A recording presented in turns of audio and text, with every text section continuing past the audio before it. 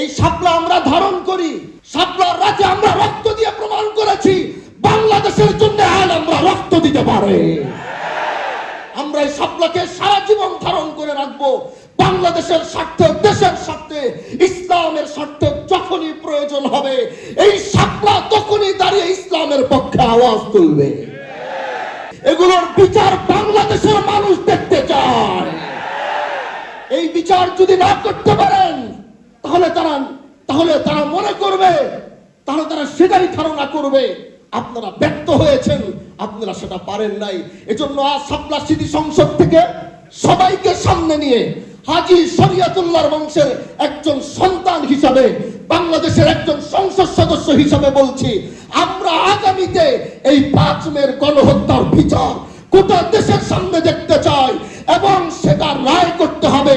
সেই রায়ের বাস্তবায়ন বাংলাদেশের আলেম সমাজ, ছাত্র সমাজ, সর্বস্তরের মানুষ দেখতে চায়। কি বলেন ইনশাআল্লাহ? সবাই সেই শাপলার দিকে গিয়েছিলাম, তখন বয়সও খুব কম ছিল। যাওয়ার সময় বাসার থেকে বাবা মা বললো যে যাচ্ছ যখন এখানকার মানুষগুলো না খেয়ে আছে, তুমি যাওয়ার সময় পানি বিস্কুট কিছু পারলে নিয়ে যাও। তো একটা ভ্যানে করে কিছু বিস্কিট কিছু পানি নিলাম, যাচ্ছিলাম।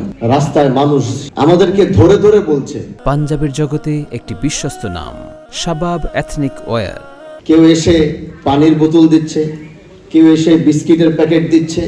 যে এক মায়া দেখেছিলাম। তখন এই দেশের মানুষ যারা আমাদের মতো আলেম সমাজ, ছাত্র সমাজ ওই সময় দাঁড়িয়েছিল, সেই দাঁড়ানোটাকে রাতের বেলার যে ইতিহাস তারা ঘটিয়েছিল, আমার মনে হয় সভ্য জাতিতে কোনোদিনও এটা সম্ভব হতে পারে না।